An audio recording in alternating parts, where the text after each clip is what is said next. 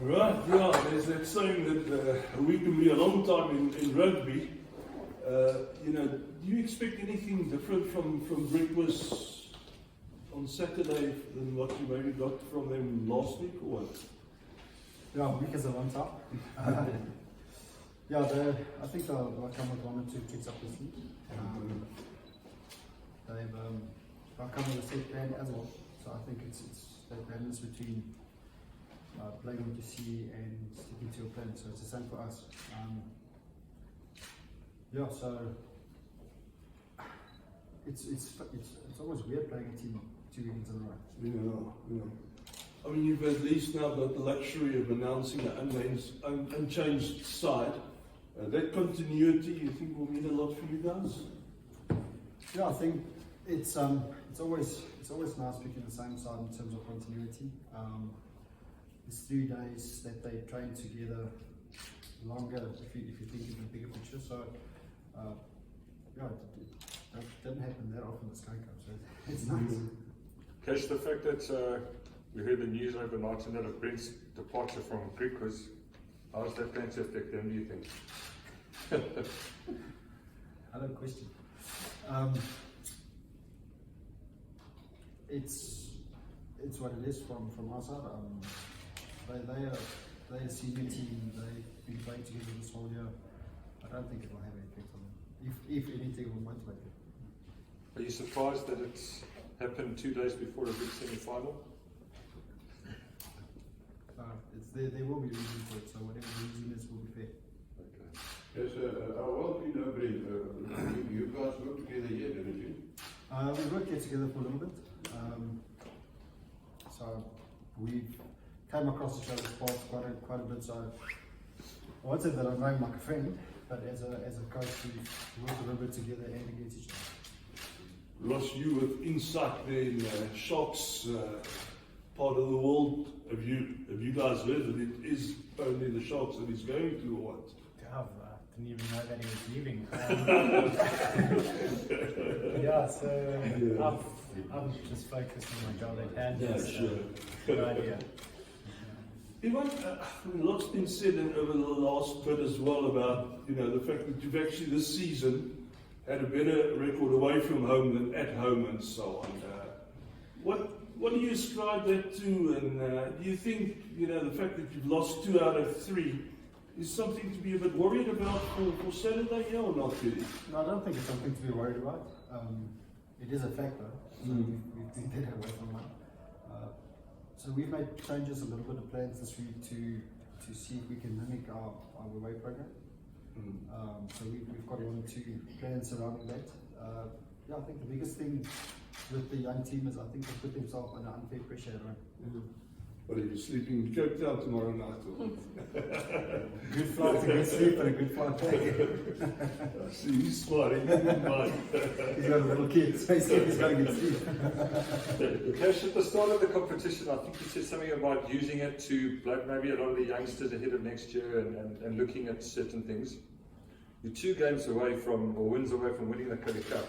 Does it change your mindsets a bit now? And are you surprised that things have worked out the way they are, that maybe a sort of average year overall for Lions rugby could really end on a high? The goal is in mind. Will it change our process? Will it change how we approach a game? No. So it's still another 80 minutes for the guys to learn, another 80 minutes to express themselves, and another 80 minutes to get closer together, to work hard for each other. So if you ask me the question next week again, I think I'll give you the same answer. But nice to be in this position with maybe not too many expectations going into the competition. Yeah, it's always nice to be in the running. So yes, privileged, nice. Do we make it a bigger thing than what it is? Probably not. Ross, how do you feel about 2 wins and the Currie Cup champions again? Well, as a player, I've won Currie Cup in 12 years. So there's some Springboks out there that still haven't won a Currie Cup. So if you think of it in that way, I would love to, but like Cash said, it's our main focus is this weekend. If you don't get past this hurdle, there's no chance of that. What kind of a hurdle are you guys expecting? I mean, obviously with last week's inside, you practiced a couple of good high kicks that could go about 20 meters or so. Expecting a tactical kicking battle? Yeah, we're expecting absolutely everything from them. We've prepared for everything, so hopefully it shows on the field on Saturday. But yeah, I think they're going to come here with a bit of a grudge, and they're going to come physically try and bully us. And yeah, we're actually not 100% sure what's coming our way, but we've tried to prepare for everything. So what you probably would have worked on again is just to make sure the forwards lay the ball up nicely, just like they did with Kyle and the senior guys back in the team. How much of them coming back is a good moment for you as well to play with that confidence as a number 9? Yeah, for me, it's helped a lot with the leadership. It's really taken a lot off my shoulders, which is always awesome, having the senior guys in the team, and just that composure and that little bit of experience does go a long way. It's one thing you can't buy in this world. It's experience. Ross, after the Sharks defeat the other day, that Sunday, you said to us, you guys have just not clicked at all this season and so on. Okay, I don't know if you felt you clicked in Kimberley or not, but to sit here now, basically, as John says, possibility of 2 wins away from lifting the Currie Cup. What does it in a way say about, the way the Currie Cup competition has been this year, that, as you say, you haven't clicked, but you can win the Currie Cup? Yeah, so, like I said, after that Sharks game, we hadn't clicked, and there was slight signs of it in the first half of the Griquas. I just felt 1 or 2 things were starting to come together, but that's where a little bit of experience comes in.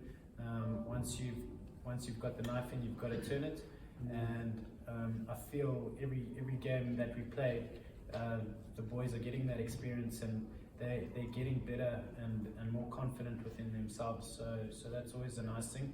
But semi-final is a completely different game, tactically, mentally, so we're going to see what happens on Saturday. Even it's a bit awkward. I think if Stian was away for a few minutes more, but I wanted to actually ask you, I mean, he's somebody that came into the team as an unknown guy through the junior ranks and so on, and he's really developed a lot, and he's sort of presented himself to rugby fans in this country. How do you sort of see his performances this season? I think he's been growing every game. He's gaining knowledge and understanding is definitely on the up. But like Stian, all the juniors that gets opportunity, they're all excited. They're hungry to work. They're hungry for making the jersey theirs. The interesting thing about all the juniors is they've all won 2 or 3 junior Currie Cups. So it's even though they're young in the competition, they're used to this kind of games and playing playoff games here. So they definitely help a lot. Cash, if I can just ask, also you sort of mentioned that it's a big learning year, especially for the youngsters, for yourself as well as the coach at the beginning of the year, and it being short. How much have you guys taken, especially you and Ross, as obviously captain and coach? How much have you taken from this Currie Cup and looked at looking in the next season in terms of what to do and how to do things moving forward?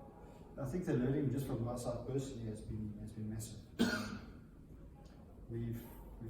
The coaches had this single Currie Cup where you can literally challenge each other with anything as often as you want to.